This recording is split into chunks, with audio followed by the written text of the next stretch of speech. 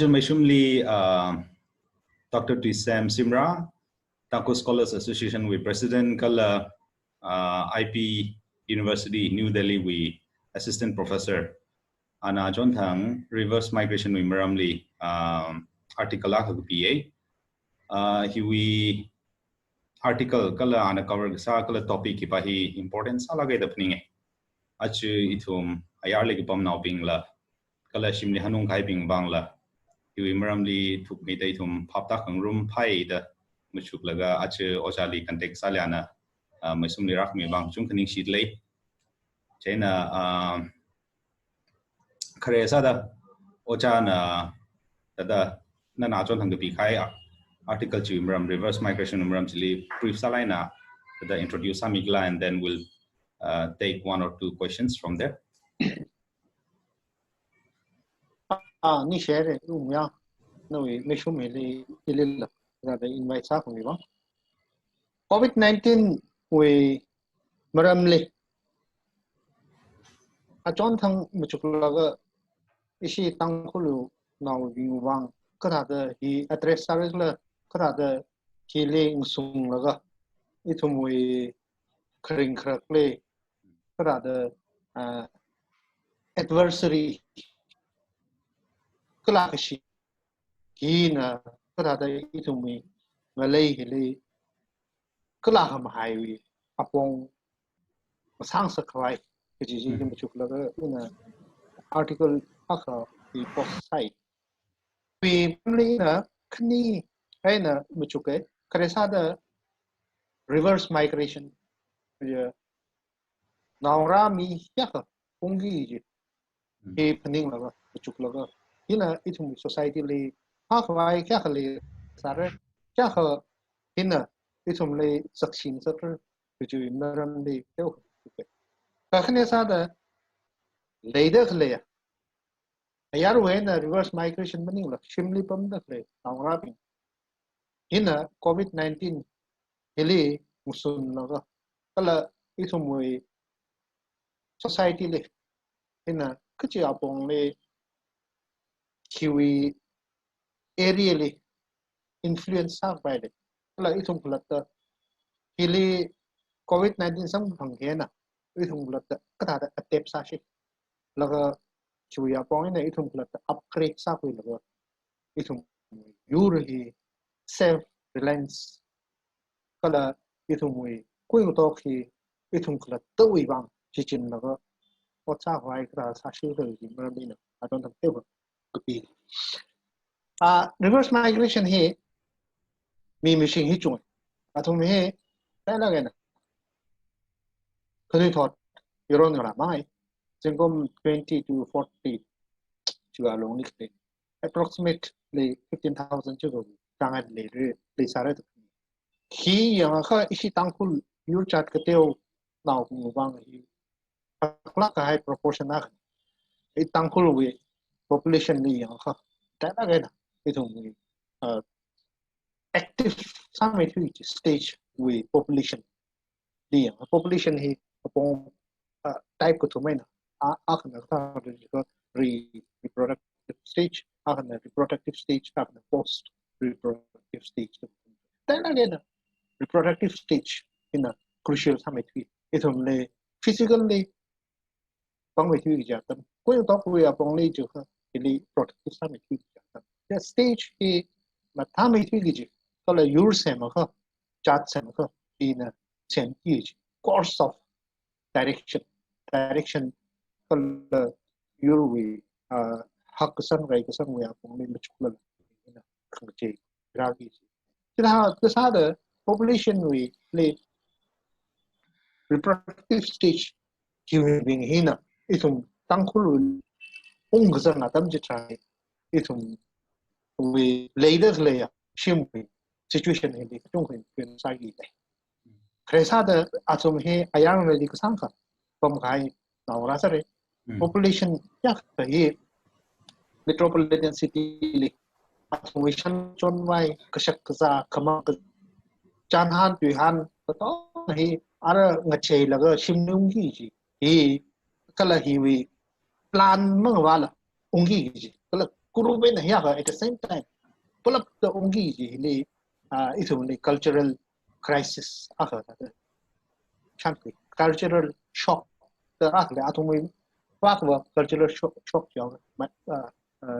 migrants itu le kham atom ji tran le itu ta de le il sa the chi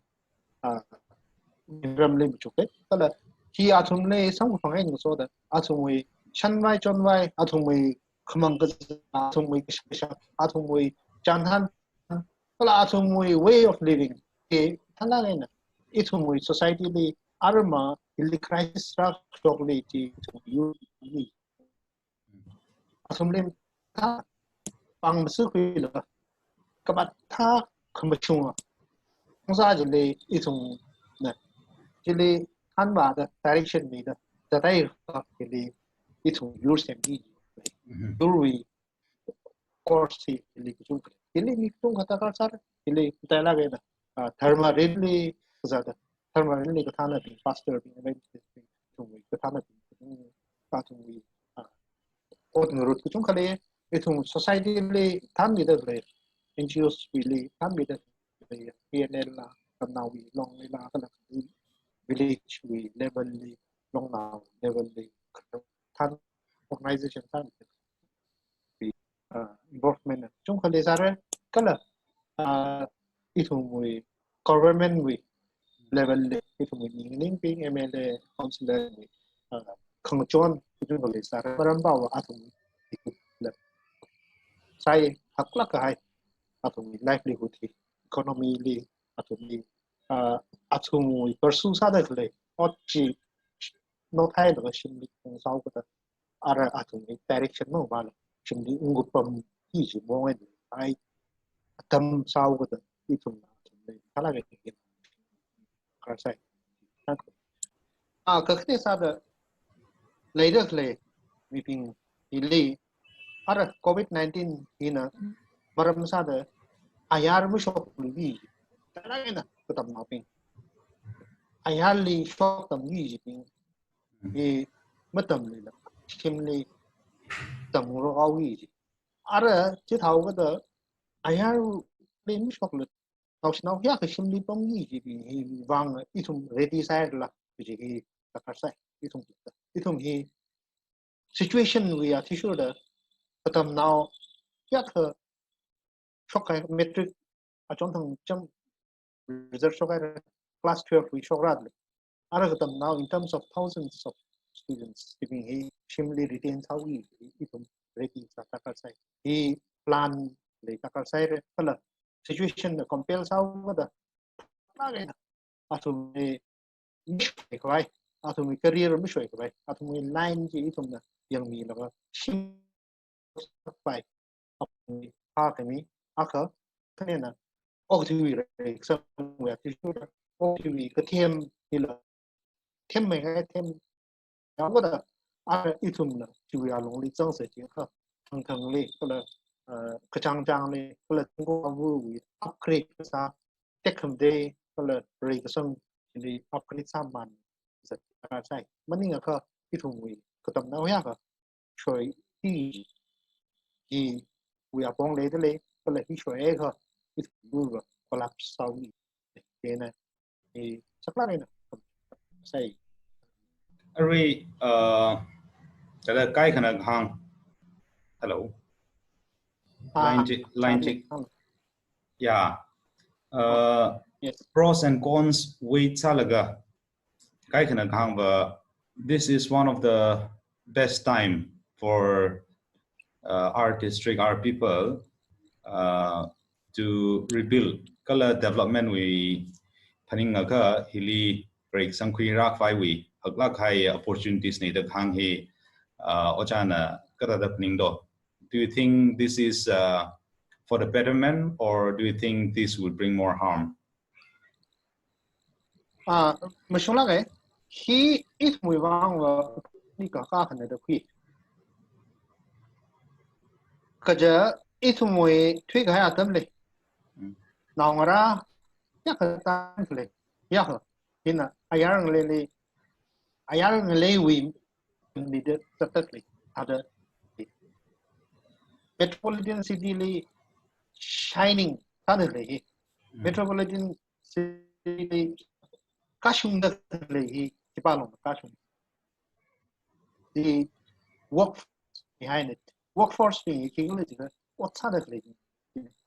mall le restaurant le hotel ka ki kala khang te sports le music le area ko tong le develop sa metropolitan le kahau la ga ki palong na ki sang sak ki pin ne ara athu mo talent ni athu mo kemsa athu mo sa ka the ki ara ramli wi ara ramli ngi je ara athu na hilir athu na sa ki je ya ka wi ki pang them ji ung sa si je le le khap ra khai kom Tangkhuls le le ya ha ta to shola sa hine ili thum sa ai na mi chuk ni ka question na kana ba skills atum na yarang really engage ka sa skills kala atum na yarang really sakasa otpam chui ngarai cha kala appropriate ka sa skills requirement iramba makle adam tranli hina chungmai da harm saula ju apprehension laklei thai baka atum he na thum yang ha if you map the skill atum je map sa ha area ka tong le o sa de nong ra sa ai kana call center li sa le atum tui fluent le de le kai kana le o tham le business with mindset kai kana hotel industry li atum talent atum shepasa ka the atum pamzat varieties ya tam khui kai kana khui sam with experts jung wa sang le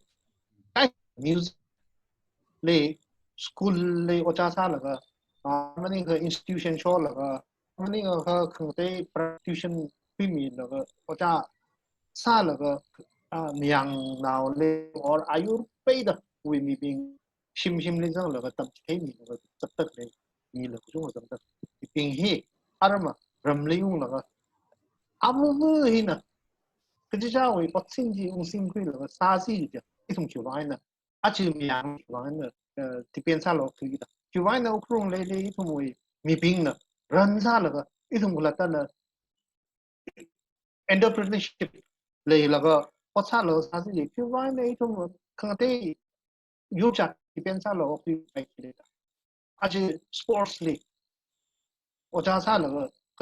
school li sports we ocha sa la ga mi chu sang le ta ka itum we ram le jing sa si ja chu lai na sports industry ko mai ma Jena here ishi khalatta we opportunity hak mai thui self reliance kjija khalatta we khui kusha kala kjija ta yur ja khalatta na ga depend masala ja khalatta li depend sa support sa kala che ma wani le ayar le ne ndang jena support sami haka ishi yang lo ta now in one of the most populous workforce in cities. Hanung we data statistics li ukru hina chungme thi ja sadly and ukru hi ishe dala gana Tangkhul now ukru hi itum we district khang dei with yurcha chung kham nat la khle ni dala Tangkhul now in terms of tribe wise li ya kha ishe Tangkhul na chungme thi chứ thà có atom the sakasa pamzat tam atom the sakasa talent ji namli chikatsi itumi क्या technique focus China नहीं ना तो साथ China ने US ने इधर से ये तो मैं चाह लगा चाहता हूँ से Japanese ने क्या हो तो हिरोशिमा सागी को the Israelites mean ram khandeli chaya ngai mai la ram Jerusalem de ung lu kya ho ta ji Israel kya tek de mấy thứ thì có là các số mấy thứ euro thật là cái thông mình lên idea chung hợp khuyên rock là cũng hay nó ra sẽ thông mi li mi à chính li what's là cái mi li sang sắc cái ốc thủy cái sao mi rèn lên chưa thông cái tên là ung là cái một cũng sao cái tên how we industry how we business run sao cái tụi cũng sao cái này hiếu cái guidance kita kasi support kasi atong halaga ay Yeah, I want to come to that question. Kjibaba ara hanung dak leibing hi individual level liver kai cover the financially la train sa gai na chung mayura the skills they sal la capital maklai hanung laga ana kaji startup ko ung sangai jila business ka ung sangai jila ora ko ung sangai jila sagshi la leisara iramba paning khwadam tranli we don't have established industries yeah some of the manpower skills kjung ka leisala la hi tap sagi ji hi iram chong wili factories ka malai mine industries ka malai mine ka hi paning laga ojanam chuk laga kya ka potential ka sa skills kala human resources iram li ache ungdak leili kachima maina ki long now maina ki kadang ni do sectors maina kada the tap sabai do ji pa hi ojana khamchuk lei kala share samil job first of all if he thinks about reality of the situation he realize support isi tangko no he ground level he reality le ki mokhum chuk chung hale situation in a changkat kada itum le high near le he takan sai accept that reality. There is no other way. You cannot reject it. We are put in this reality and we have to accept it. And it is not in your hand to control the situation. COVID-19, he reality accepts our reality he have like no we eina agi Bill Gates he billionaire agara the pratam check ma he check chang la juwe na mo pok our business Nelambani long da ki we 3 week ki le juwi ji ka ta how pok le ja history ji ko ya ga we start from scratch how pok jena achi in a two may example house McDonald's he the chain of industry in Mount Pok. Pizza he how Pokly just housewife and housewife out in how Pok. Cut it way level level Jane reality he realized that something. Thailand how Pok wisdom could chopping he metropolitan city liver shang. Here, Mr. Saloon delay. At he at time lak something. At the time little parting with you something. At the time little parting with you. She collects some man hunger day and the president officer is that we income. She reality he face salary opportunity that are signed. In a still with the Machuka here, reality realize for take the responsibility. When you realize reality, start taking the responsibility. Responsibility in a food. Reality is unrealistic. Not such responsibility. Responsibility reality is face salary. Second, you start thinking about recollect what you have learned in the past. Then a really key sa la le sa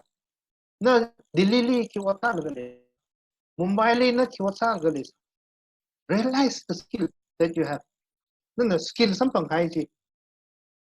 ki ji sa reflect on your journey itu journey no journey you reflect sang la na chính friend ko ayarli kok thi la ko sa hai ji wi tam khui hai ki wa long li tam khui hai no skill ya realize ko sa ta ka sa hai na chính ya ko no wi akwa wi a jing le wa sa la akwa wi position ji na ka how ji na sami la ka awi wang ya ko usun ni ya sharan ta la ka ali isa ya sam pang ko ji ara chuki ta ka sai ara na ki a tha da ung sa gi no dream ji realize sai opportunity aji covid-19 in ha mai de kran ni ha mai okay oja mtai la gaina ina khani area khani li concern khale akhana wartam ka khani na lunch in rin chamsa da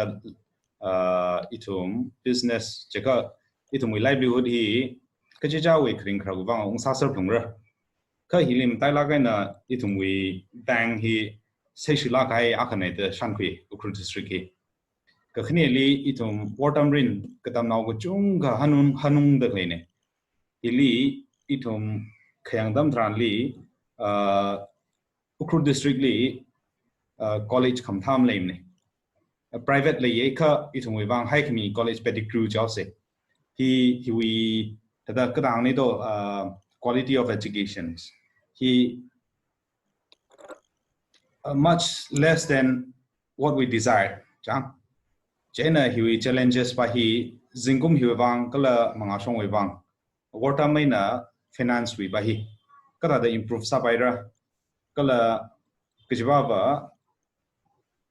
ara itu no sa ba gi ji hi institution khani li kjung ga depend sa da klai sau da how can we work on this to improvise kjiba hi thoughts like ga share some ikla na area khani le ha da ina kresa da water mi maramli Matala specific to institution improving institutions okay water institution he ukhru hili chung hale le patam now la kala school kam ta la hai na monitoring he mang ba issue regulation ma le ne kaisa le le da school show ngai bin da la sa da show la ga chiwi school run sa ga kim mai sang le le ma chuk chu la kala chiwi maram le chiwi area hi le expertise ma le da da show hai chung hale le hi thum sakla ga na stakeholders he involved sa la ga he that leader isum he revolution ta ka sa he education level level isum reform sa phang education ni stakeholders le da le him tai la na ocha pin he thap lo ocha pin he training ku hai akala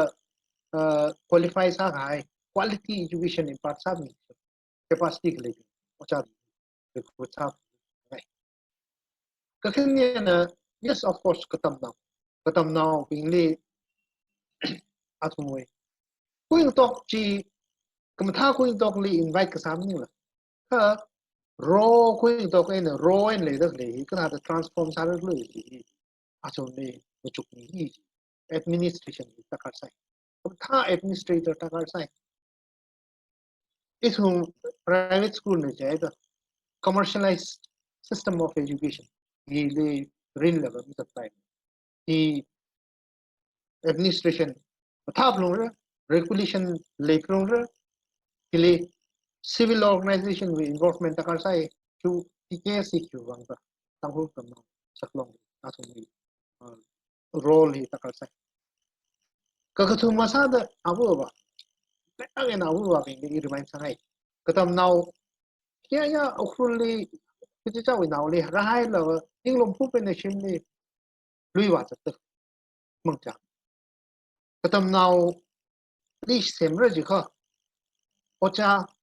eina ocha we involvement eina abu ba involvement right check kipana achura shung da now rawi examination exam sau rồi jikha abu ba ta na na ramli bam da le village bam da le bi kipana awi ot chi lo thai la now ra bing we khring khra atumi lairik kappa rayeng ya exam các xung apam le itu me le teli go apam le itu me pot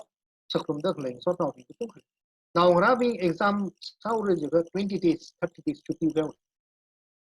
chuti hui la is now class 4 5 class 2 3 katam now this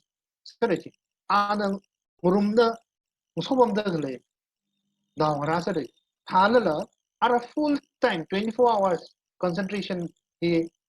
atam he now ra li ni re chuti hui la exam we atam ni ta de now ra li so bam la thì khá là support sami itu mui abu wa di patlak kene hiba abu wa pi tala gena ram li bam dak le abu wa nong ra bi ne awe crucial sala ka hai atam ji de chung bai de ot sa da khle ji la tiêu ho jo sa la jo hai la nong ra li rap rang so bam da rai ta ka sai re ko cha bi atam we are issue to upgrade sa institution infrastructure he upgrade sa sai katam now he high school level maths and science he really mong san pai ishi tangkhul ina taksimetri gi area now jina political science wa koi now history wa koi now da our further studies awi khangte geography wa koi now katan maths mag san sa pai statistical tools there are maths we knowledge mag le arts and matam pai chena hiwa thala kahai ocha takar sai kala governing di takar sai hai yang sang kri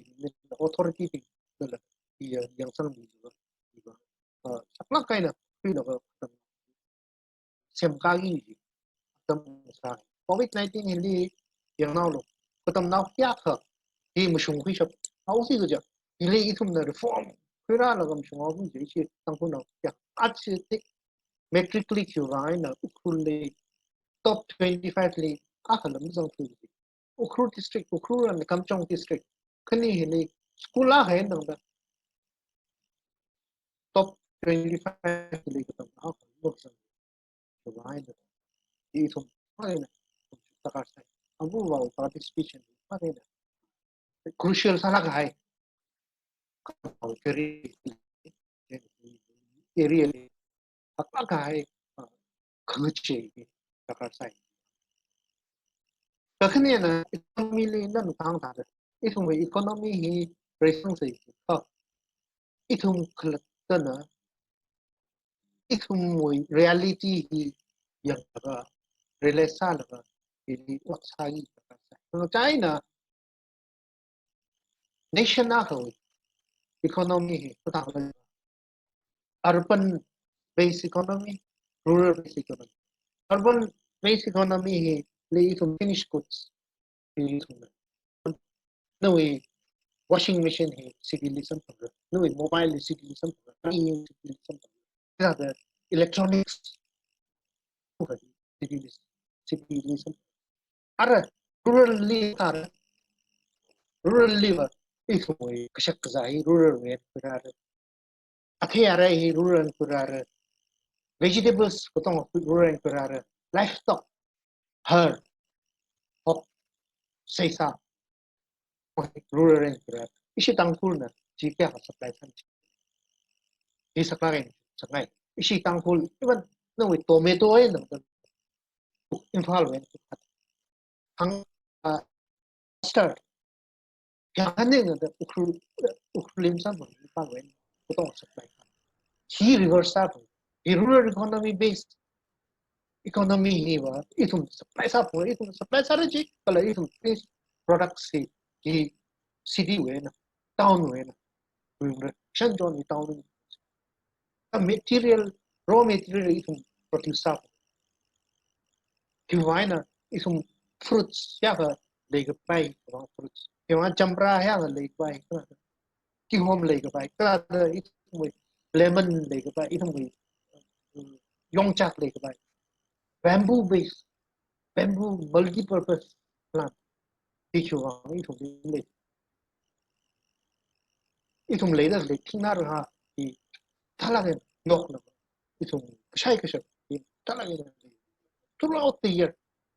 12 months he cultivates intensive agriculture is extensive agriculture extensive agriculture thing hong to take the expand intensive the same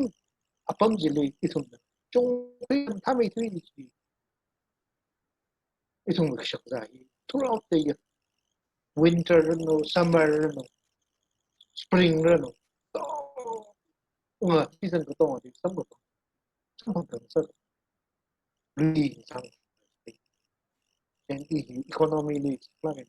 and ada program itu mulai dari permen dan ini itu yang sang ini dari dan itu kita ini real sampai sampai pasal. Okay, oja na atam ku shok laga ida da sakla ge na machuk mi wang chung khaning sie kala che itum ayarwe na struggle ka chung kala laga hanung ai da itum mirin hi ya ka khanang itum livelihood lashman gai da khumchuk le sarai kha nana khang tha da aju ya dam hi nei itum kajaram li ung laga kajaram shem ka kajaw mirin shem ka kajaram li bam kajawi mirin shem ka kui gri haik mai malai nei da pning ai ojana man saklai na share sami khai psychology wang ning shi shi ai re no we pot ma le la rana so me da mga fang sa chingro no ji hangai. Thank you so much Oja for sharing, for coming to Meisum. Thank you. Oh,